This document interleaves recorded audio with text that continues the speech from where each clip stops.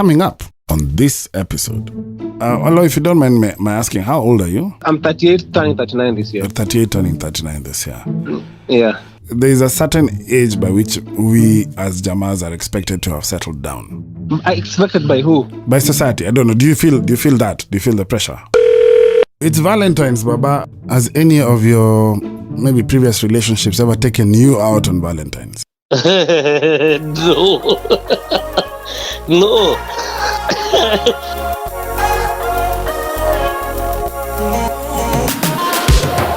Yo, welcome to episode 12 of Living Truthfully. My name is Amani Maranga, and I'm so grateful that you're here and you're listening to this podcast.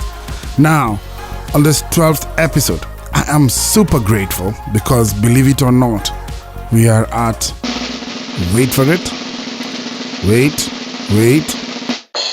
20,000 listens.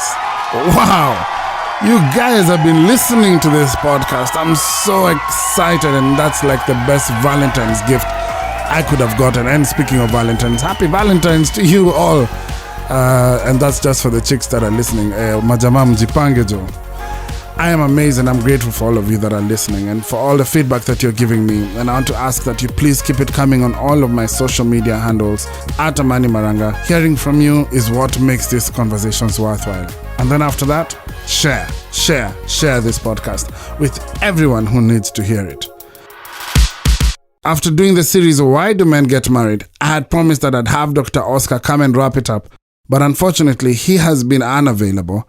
And so we promised to have him back or another psychologist come on the podcast and talk about why do men get married. But as a result of that conversation, I ended up having conversations with another friend whose dating relationship had just ended. Thing is, he had thought that this was the one that would end in marriage. So because the guy is turning 40 this year, he now finds himself single at a time he thought he'd be married, which has led me to have the conversations with men who are at marriage age. And I want to ask them the question, why are you still single? And I have to say, these conversations contain mature themes and listener discretion is advised.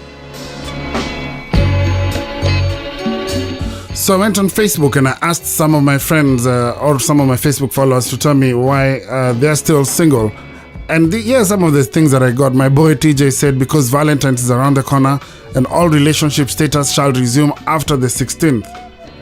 And my boy Fred says ask the sisters. But Victor had a point. He said they're unrealistic expectations. And this seemed to be a running thing. And now a boy of mine, Joseph, says, brothers, we can discuss this question after Valentine's. But then it was interesting hearing some of the ladies. Zina said the irresponsible lot have all excuses to justify this. People no longer get into relationships to make them work.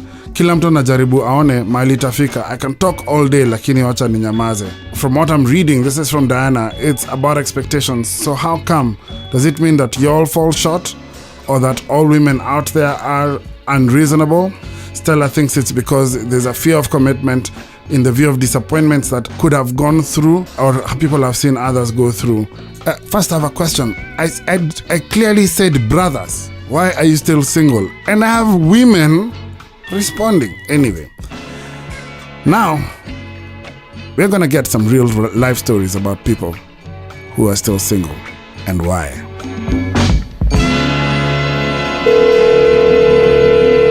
Hi, Charles.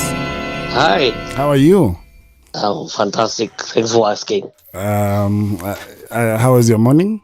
It could have been different. Could have been better, but it's okay so far. Lakini kuamka niliamka. Ulipata kinywaji asubuhi? Kinywaji ama kiamsha kinywa? Kiswahili wako hawayuko? Wewe haunanga Kiswahili? Kiswahili wangu hawayuko. Kupata kinywaji asubuhi is totally different. It's totally different. It is Valentine's Day. How do you feel about it? Well, indifferent. A bit indifferent. Why are you indifferent? For a variety of reasons. Mm-hmm. First and foremost, it's because there's no one I'm celebrating it. But secondly, I'm a non-conformist, which means that I don't just really follow the crowd. Mm-hmm. I mean, if I can't appreciate someone 365 days a year, I shouldn't pick one day and be over exuberant with my appreciation for them. If anything, I'll buy my mom flowers or something, or my sisters, but not because of some people who are close to me. They know that I actually appreciate them 365 days a year. Yes. I'm just fascinated about it. I've been thinking about it today. Has any of your maybe previous relationships ever taken you out on Valentine's? No. No. So this appreciation is one way? That traffic is always one way. Let me tell you, these people, it is just weird. There's Valentine's Day, Mother's Day, Daughter's Appreciation Day, Women's Day, everything. And you're all supposed to contribute. And even on your birthday, your own birthday, what they offer you, tell your partner, today I'm going to make it special. And all she does is just put on lingerie and give you the exact same, let's say, engagement that you get probably 4 or 5 times a week. Only that now that she's dressed in some fancy lingerie, you can even end up going probably out for drinks. You still end up paying, and it's your birthday. So regardless of, but I never complain about that, because regardless of how one-sided it is, I'm still of the conservative feeling that we should take care of our women. They may be doing better than you, or they may be whatever, but you as a Jama, you should be taking care of your woman. I agree. However, one day, maybe one day I'll do a podcast on women as consumers. Let's see how that one goes. I will actively participate in that one. Actively and heavily. Let's see how that one goes. Yeah. Allow me to start just by asking, how old are you? Do you mind sharing that? I don't mind at all. Yeah, I'm 36. I turned 36 on 2nd of this month. Oh, fantastic. Happy belated birthday. Did you think that by this time you would still be single?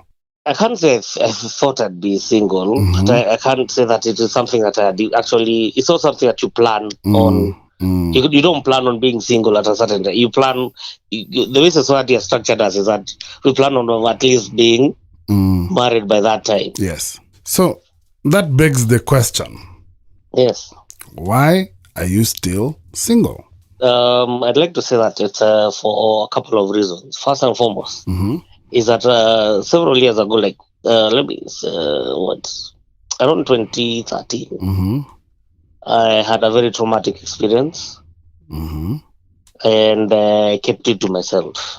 In fact, I only spoke about it to my parents like 2 years ago. Wow. And after that, I've progressively dealt with it. I was in a relationship with someone where I'd actually given my all. I was working for a telco company. The pay was not commensurate with whatever it is I had planned or wherever it is I was before, but the benefits were there. And I was with this woman who I thought would have built a life together. So by the time, and then she got pregnant. We got pregnant. You got pregnant. You both got pregnant. Both of us, yes. And I can't say that it was planned, but we were prepared. I was prepared. Okay.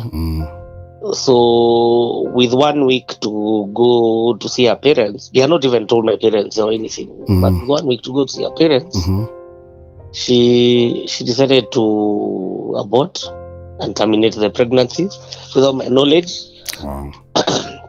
In fact, I had to look for money because she told me she was a bit unwell.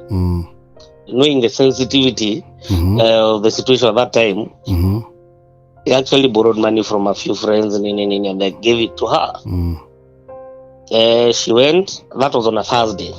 We were going to see the folks a week later, 10 days later. So I didn't see her on that Thursday. She said she was actually recovering well. So that Saturday, she told me that yes, she had gone and terminated it. Wow. I still couldn't believe it. She told me at around, in the evening, she told me around 6. We kept talking at each other until around 11. 11 in the night. Yes, because for me, it was just out of this world. And then at that time, there were so many things that were going on through my mind. Yeah. So anyway, I slept a very tired individual that woke up on Sunday, didn't talk to her. Monday called in sick at work, which was also a finable offense, but at that point I didn't care.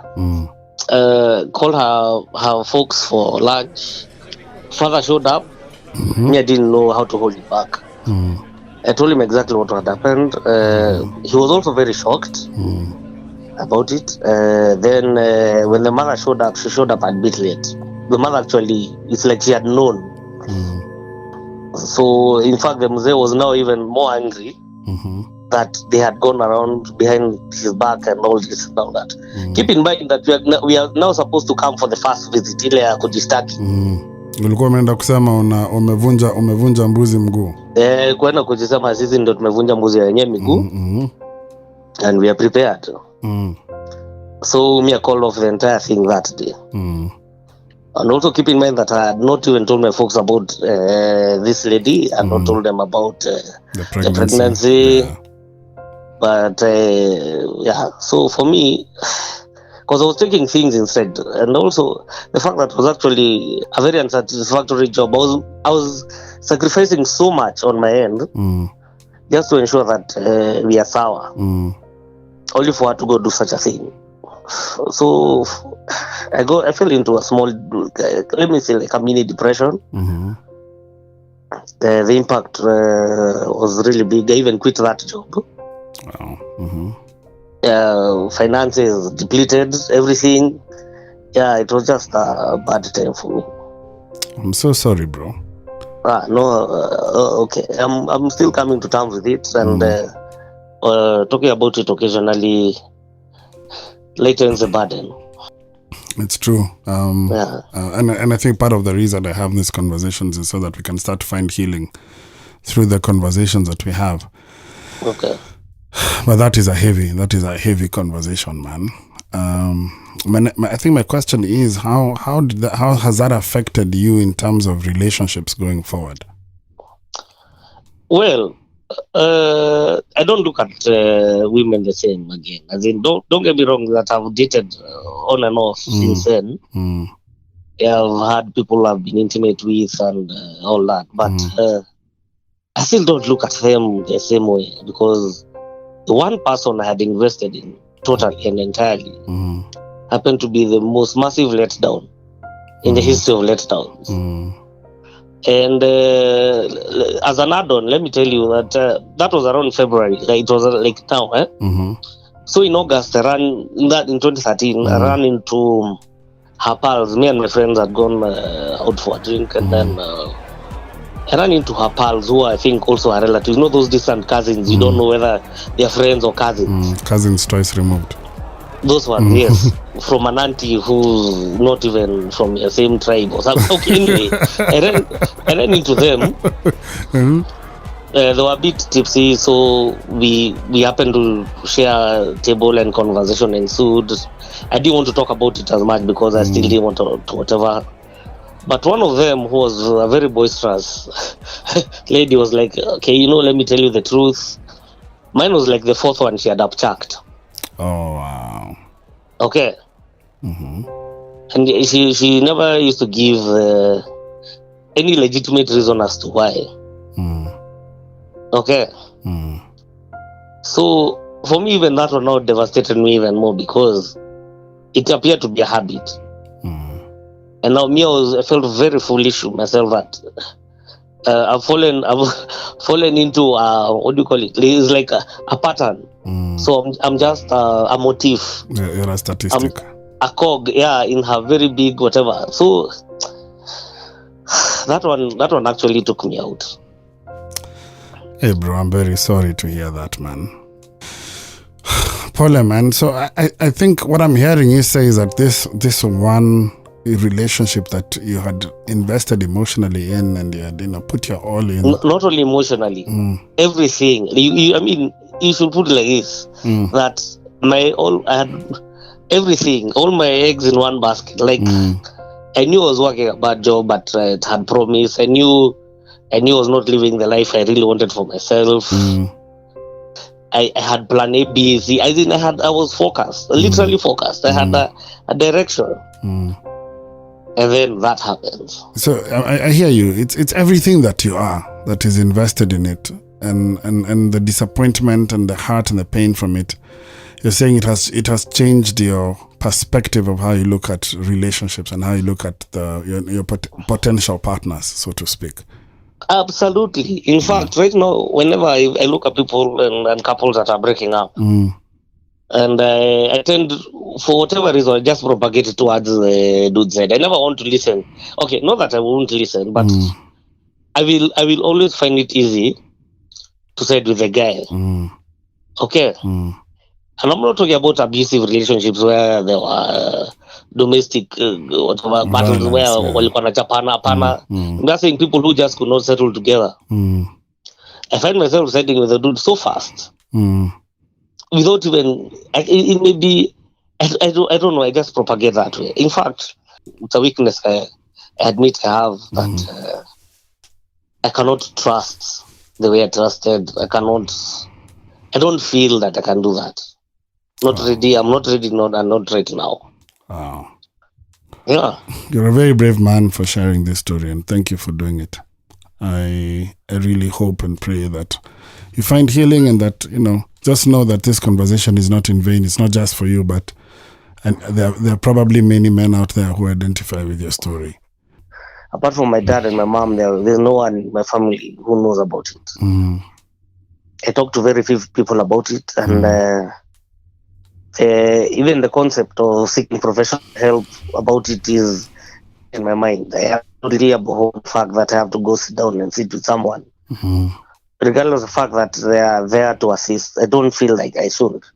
And like you said, it's the first time we have a place where we don't talk to the people, to people about it. We express ourselves. Okay, it's a totally different engagement, because now you get people to listen. Whether or not they're judging, that's entirely up to them. But at least they've listened. Yeah. Yes. I know we had a bit of this conversation extensively, and my hope and prayer is that you find healing, and that you're able to put this behind you, and hopefully give yourself a chance at a real, honest, and fruitful, and value adding relationship and partnership for yourself. That's my prayer for you. Okay, there's nothing I can say to that, Yanni, but let's just say we'll take it as it comes, step at a time. And I think you've made a few of the right strides, and so I'm proud of you for that, bro. Thank you very much. It may be taking longer than I want. Progress is a slow process, but I'm sure I'm heading in the right direction. Yeah, I can assure you about that. Thank you, Charles. Let me end this phone call, but thank you so much, and I will reach out to you, and you promised me some nyama at a certain location, so I have been trying to get you to come. I will come to that location. Cows are dying every single day for you, and they are dying, and you choose to forgo all that, and they're losing their lives every single day. Cows, chicken, goats, animals are sacrificing themselves. You choose not to take advantage. Yeah, I will do that before this month is over. Okay, I guarantee it. Looking forward to it. Cheers. So, thanks, bro.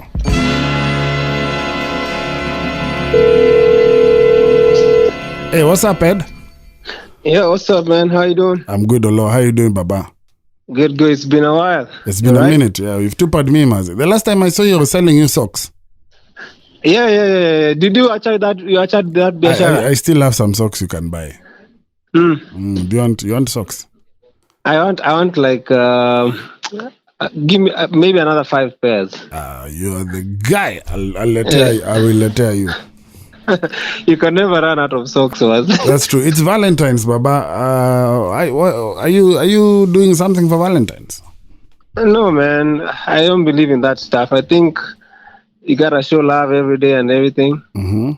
So can just come like and smash it all in one day. It's not even right, So if you have a lale and you're uko dating seriously, I think you affirm her, you show her love every day.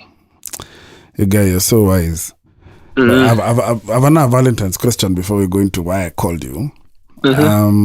So maybe two. First, in maybe one of your relationships that you've been in, has a Chile ever taken you out for Valentine's? Has your Chile ever taken you out for Valentine's? I had one who was not so big on, you know, flowers and stuff like that. And she never minded who is handling what, who is doing what, you know.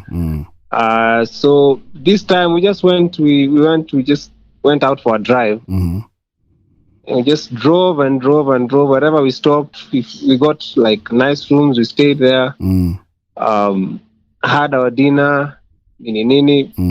Next day we drove, and then we came back. She was a good girl. Wherever if we could, she would pay. If we went to the next place, I'd pay. Stuff like that. I like that. So it was a shared responsibility. It was like a day out for us, you know. Yeah, it was a partnership. I like that. What did you like for Valentine's? I don't know, Lamborghini or something. It's red. Hey, Buddha, acha nikushow. Kuna Lamborghini ziko hapa Toy World. Yeah, those ones are okay. I'll like it on my display. So good. I'm not big on gifts and anything. Me, whatever I get, I appreciate. If it's a book, something that will build me, not just something I could lie in one day and then I'm done. Yeah. So if you're buying me a book, fine, I'll get the book, I'll read it, then I'll always refer back to it, you know, time and time again. I like that. There is a certain age by which we as Jamas are expected to have settled down. Expected by who? By society. I don't know. Do you feel that? Do you feel the pressure? Of course, I felt the pressure, you know, from the folks and everything. Yeah. I felt the pressure from seeing my close friends getting married and having kids and somehow having like families, you know. So of course the pressure was there. Although if you don't mind my asking, how old are you? I'm 38, turning 39 this year. 38, turning 39 this year. Yeah. So it begs the question, why are you still single? Why I'm still single, I have so many answers to that. But I just narrow it down to maybe a few because I don't think you also have credit. So yeah, you know, I'm on postpaid. You guys for scratching cards. We don't have any airtime as it. Anyway, so okay, first, I don't know if there's ever a right person. But I guess I've never found that person. I don't want to call it the right person. I'm just saying I've never found the person who I feel I would like to spend the rest of my life with, you know. I've met some amazing women. I've met crazy ones as well. But I can't say I'm 100% that I got the right person. You get? Yeah, so you've not met the person that made you feel like I want to marry. I've met girls who have thought, okay, maybe this is the one, you know. But a few months down the line, then something happens and now you call it off, you know. Yeah, the first girl I was engaged to, I was engaged to this doctor.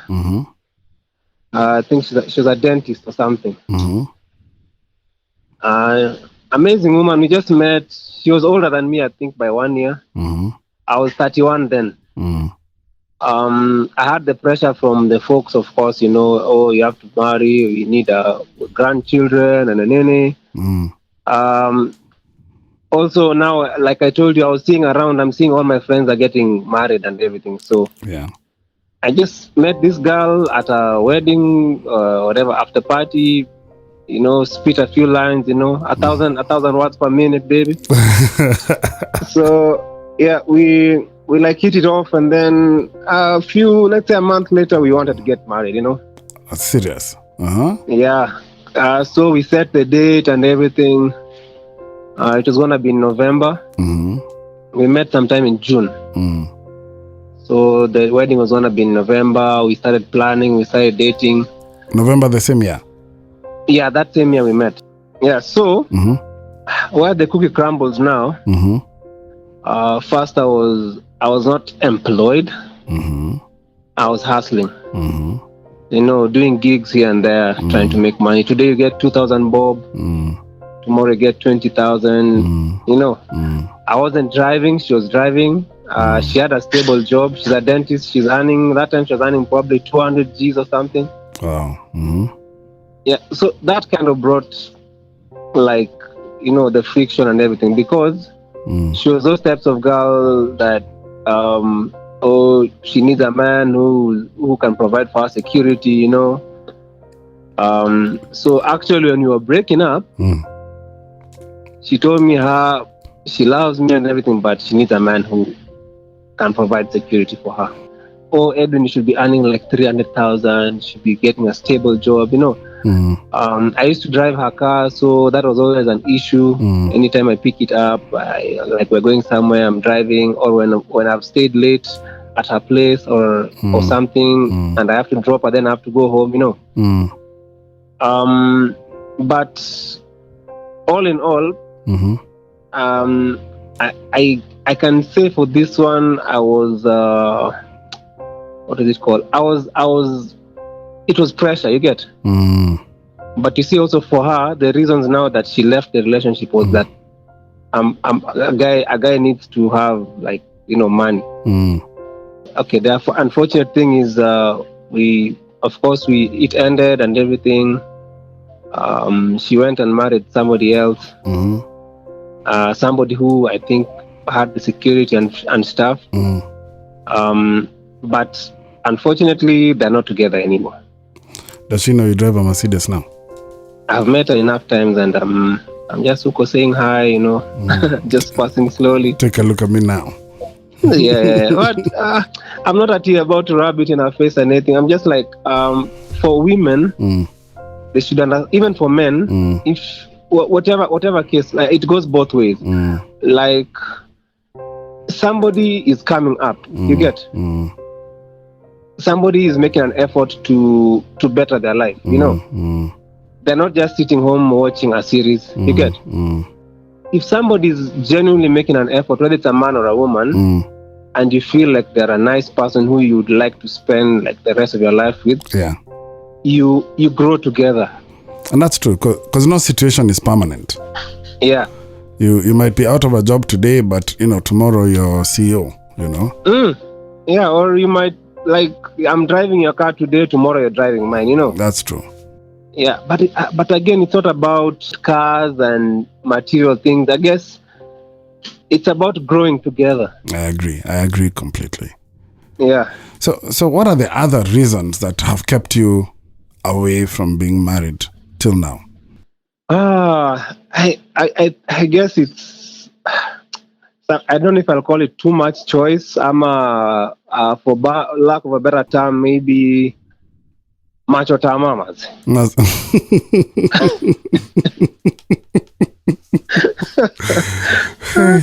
Nairobi imejaa. It's macho tama. So today you see this one, tomorrow you see this other one. I'm not saying I'm a serial dater. I'm just saying I don't think I've reached that place where I can say now I want to settle down. You get? Yeah. So I'll date chicks. We'll go out for drinks. We'll get to know each other.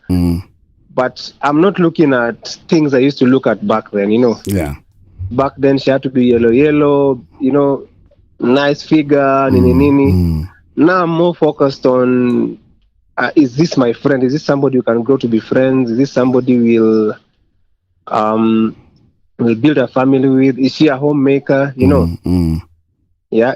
Am I going to really want to grow old with this person? Yeah. Not just a matter of, because beauty fades. These abs, they quisha, the 6-packs, they become 1-pack.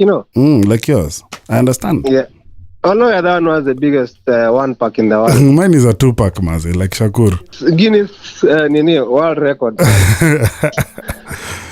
Yeah. Plus, you're like, okay, am I at a place where I really want to settle now? I'm just doing it for the sake. Yeah. And I don't want to take somebody's daughter. put her in my house, and then we become miserable. So I'll say I'm not ready in that regard. Yeah. And I think that's an acceptable answer. Yeah. So the other person I met also was Zuko crazy. Like, she would stalk me. Like, your nini is over. Your credit. No. I have all the time in the world for you. I want Safaricom to sponsor this podcast. So now I want them to know that I make long phone calls.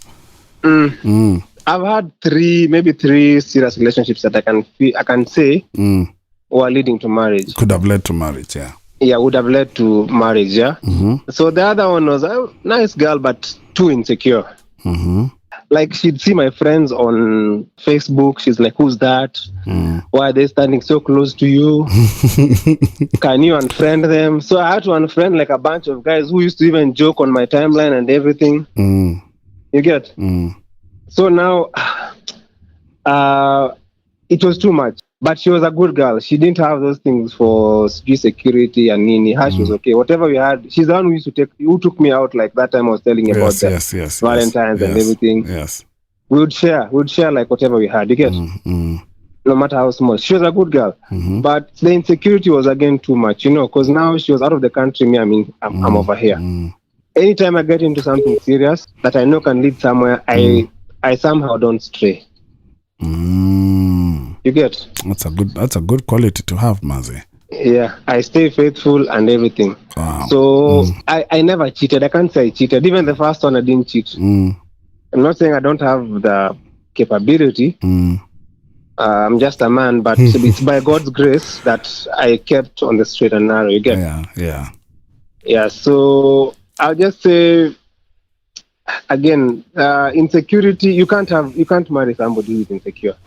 But I can say, for me, I don't feel like I'm ready to get married, and I'll not be put under any pressure by society, by folks, by my friends. I don't need pressure.